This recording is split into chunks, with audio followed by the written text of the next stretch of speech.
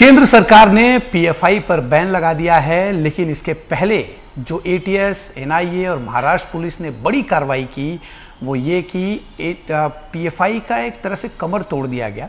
PFI के पहले दर्जे और दूसरे दर्जे के नेताओं की गिरफ्तारियां हुई और फिर पीएफआई पर बैन लगा दिया गया। पीएफआई की तरफ से एक तरह से प्लानिंग की जा रही थी कि वो कुछ हिंसात्मक घटनाएं करेंगे अगर बैन लगाया जाता है। जैसा कि हमने देखा गिरफ्तारी के समय कई जगह नारेबाजी भी हुई, लेकिन ऐसा कुछ भी नहीं हुआ। पूरी तरह से लॉ एंड ऑर्डर को बरकरार रखा गया। एटीएस चीफ इस वक्त हमारे साथ हैं, इनसे बातचीत करेंगे। विनीत सर, आपसे जानना चाहूँगा कि जिस तरह से आप लोगों ने कार्रवाई की, अभी तक कुल कितने लोगों की गिरफ्तारी एटीएस ने की है और क्या कुछ एफआईआर जो है आप लोग ने दर्ज किया था, उसके बारे में थोड़ी डिटेल से बताइएगा। हम लोगों ने 4 एफआईआर दर्ज करी, उसमें सब मिलाकर 21 लोगों को अरेस्ट किया था। तो ये हमने जो गिरफ्तारियां करी, जो हमने ऑफेंस रजिस्टर किए, ये बैन आने से पहले किए। तो ऐसी सूरत में वो इन्वेस्टिगेशन तो हमारा कंटिन्यू करेगा और अब मेरे ख्याल से बैन हो गया है तो अब तो ऑर्गेनाइजेशन डिसॉल्व हो गई है। तो लेकिन जो हमारा इन्वेस्टिगेशन है दैट विल कंटिन्यू। इनके पास से सर क्या कुछ ऐसे इंक्रिमिनेटिंग डॉक्यूमेंट्स मिले, क्योंकि लगातार हम इन चीज़ों को रिपोर्ट भी कर रहे थे कि बहुत सी ऐसी चीज़ें मिली हैं जो किसी ऐसे ऑर्गेनाइजेशन को बैन करने में काफ़ी होती हैं। तो क्या कुछ ऐसी चीज़ें हैं जो आप एटलीस्ट बता सकें? हमारे इन्वेस्टिगेशन में जो हमारी एफआईआर है उसमें यही है कि पीएफआई एज एन ऑर्गेनाइजेशन वो ऊपर से दिखाने के भले ही कुछ भी वो रखें, लेकिन अंदर से उनकी यह था कि मुस्लिम यूथ को ऐसे वर्गलाना, उनको इनसिक्योर फील कराना, उनसे कहना है कि सेल्फ डिफेंस के लिए आप घरों में ये रखो, और उनको ऐसे भड़काना, उनको डिसअफेक्शन क्रिएट करना, ये एक्टिविटीज़ उनकी थी। तो उनकी कुछ मीटिंग्स थी, हम उन पर नज़र रख रहे थे और जब एविडेंस हमको मिला तो हमने एक साथ 4 केस रजिस्टर करके जो भी उसमें आरोपी थे, जिनके खिलाफ एविडेंस है, उनको हमने अरेस्ट किया। वो अभी भी हमारी कस्टडी में ही है।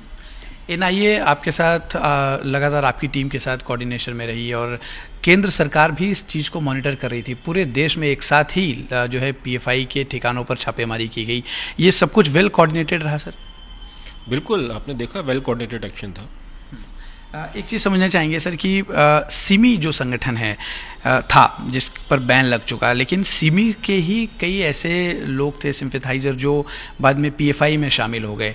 भविष्य में ऐसा ना हो कि पीएफआई जैसे कोई और संगठन बनाई जाए और पीएफआई के जो मौजूदा समर्थक हैं वो वहाँ शिफ्ट हो जाएं, इसको लेकर क्या कुछ प्लानिंग जो है एजेंसियाँ फिलहाल कर रही हैं? नहीं, वो तो जब होगा तब होगा, लेकिन हम पूरी स्टेप्स लेंगे कि ऐसा दोबारा ना हो और पीएफआई के जो भी सदस्य रहे हैं वो रीग्रुप ना करें किसी और बैनर के तहत। उस पर हम इन पर नज़र भी रखेंगे, उनकी सारी एक्टिविटीज़ पर, और कोई अगर ऑर्गेनाइजेशन ऐसा आना चाहेगी तो उसको हम रोकेंगे। इनकी एक्टिविटी क्या रही सर, कि क्या ऐसी प्लानिंग कर रहे थे पीएफआई के लोग जो देश विरोधी हो सकती थी? नहीं, प्लानिंग का मतलब ऐसा नहीं है कि ये कुछ कल करने वाले थे या परसों करने वाले थे। ऐसी प्लानिंग, इनकी जो प्लानिंग है लॉन्ग टर्म प्लानिंग है। जैसे दीमक की तरह आप किसी समाज में घुस जाएं, और इनकी लंबी प्लानिंग थी 2047 तक की, अभी से 25 साल लंबी प्लानिंग है। तो ये धीरे धीरे करने वाले लोग थे, लेकिन ये जहर फैलाना, इनसिक्योर फील कराना, इस तरह के काम कर रहे थे। और फिर और भी बहुत सारे एविडेंसेस हैं, हम अभी डिस्क्लोज नहीं कर सकते। एक चीज़, जैसा आप कहे कि 25 साल की प्लानिंग थी, ऐसा कहा जाता था कि पीएफआई शरीयत कानून लागू करवाने के जो है कोशिश में जुटी हुई थी। इससे जुड़ा कुछ चीज़ें मिल पाई हैं अभी तक के इन्वेस्टिगेशन में? नहीं, ये एक दिन का, एक स्टेज का नहीं था ये इनका काम। इनका स्टेजेस में इनकी प्लानिंग थी। पहली स्टेज में ये करेंगे, दूसरी में ये, तीसरी में ये, इस तरह से इनका पूरा प्लान था। तो हमने पहले इसको रोका है, ये बहुत अच्छा कदम हुआ। एक चीज़ और समझना चाहेंगे सर कि पीएफआई के पर बैन लग चुका है, लेकिन जो तमाम अकाउंट्स हैं और जो फॉरेन फंडिंग लगातार पीएफआई को मिल रही थी, उन बैंक अकाउंट्स में जो पैसे हैं उसको लेकर क्या स्टेप्स होते हैं, क्या फॉर्मेलिटी की जाती है?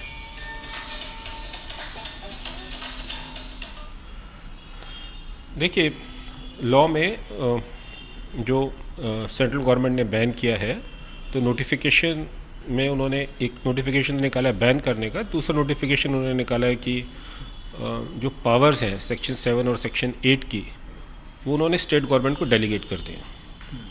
तो अब स्टेट गवर्नमेंट, हम लोग महाराष्ट्र में कार्रवाई करेंगे, इसमें जो भी हम लोगों को करना है हम लोग करेंगे। हाँ, तो उसमें जो बैंक अकाउंट्स हैं या बैंक अकाउंट के सिवाय भी जो कैश है किसी और के पास है, उसको अब कोई इस्तेमाल नहीं कर सकता। अगर किसी के पास है तो उसको सरेंडर भी कर देना चाहिए, और नहीं है तो हम उसको फ्रीज करेंगे, उसमें प्रोहिबिशन ऑर्डर इशू हो जाता है। ऐसे कैंप्स जिस तरह से पीएफआई ऑर्गेनाइज करती थी, ऐसे अगर कैंप्स कोई ऑर्गेनाइज करने की कोशिश करता है या फिर पीएफआई के बैनर तले नहीं, चूंकि अब वो बैन हो चुकी है, या किसी अन्य माध्यम से करने की कोशिश करता है, उन्हें एटीएस की तरफ से क्या चेतावनी रहेगी सर? नहीं, ये कोशिश करना बेकार है, इसमें कोई इससे किसी को कोई फ़ायदा नहीं होता है। और कोशिश यही करनी चाहिए कि आप पॉजिटिव काम करें, नेगेटिव काम करने से कुछ होता नहीं है।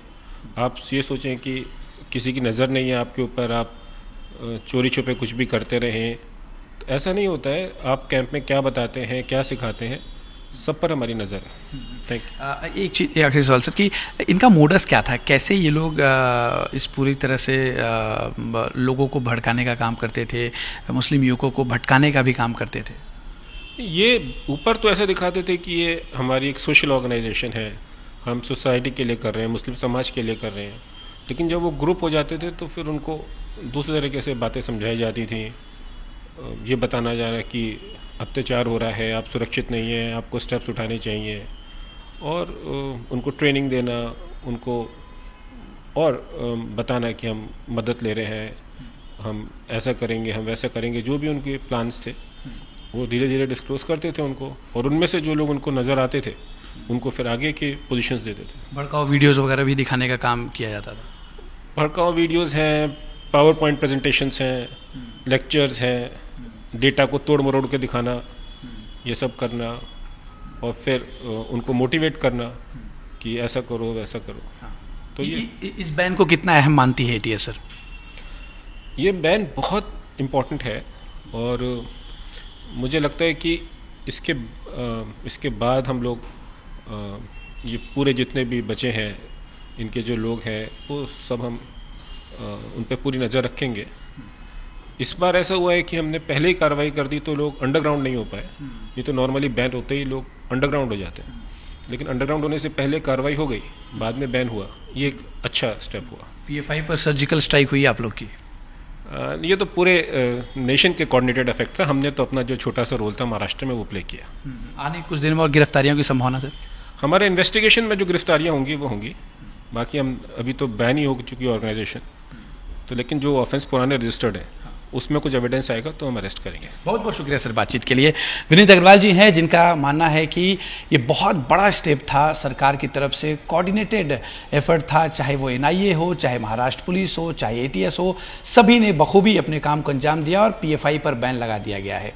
पीएफआई से जुड़े जो पुराने मामले हैं उसमें और भी गिरफ्तारियों की संभावना है, और जो पैसे पीएफआई को फॉरेन फंडिंग के तहत आए हों या फिर कहीं और से आए हों, अब उन पैसों का इस्तेमाल पीएफआई नहीं कर सकती, और अगर करने की कोशिश करती है तो एटीएस एनआईए की रडार पर अभी भी वो लोग हैं जो पीएफआई से पहले जुड़े हुए थे।